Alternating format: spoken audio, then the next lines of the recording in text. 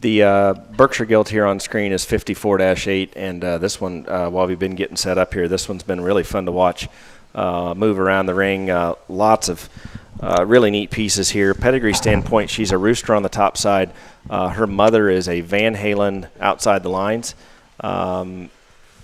First litter gilt, don't have a lot of history there on the direct mother of this one. Grandmother would be one of the 318s, and those were as impressive as any Berkshire females that have ever worked here. And then rooster on the top side again is the boar from the Hogue firm.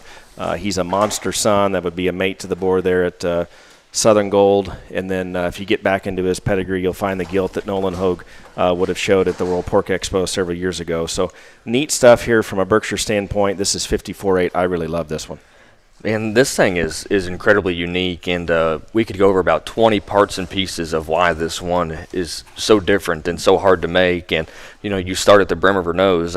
She's got an incredibly unique head and literally no bottom jaw, like no extra chub or flesh, up front, and so crazy, good, like just sharp and good looking up front. And from their back, she is incredibly powerful out of the back of her shoulder and dead level back in through her tail head. And by the way, that is an incredibly stout and big kind of a tail root there. Her arm is big, her tail's big, her eyes are wide apart, very stout underneath and opened up, and her rib shape reads incredibly round but yet immature.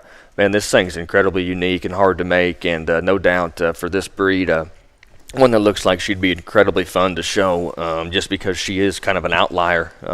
Regardless of breed or color, this is a very, very good animal.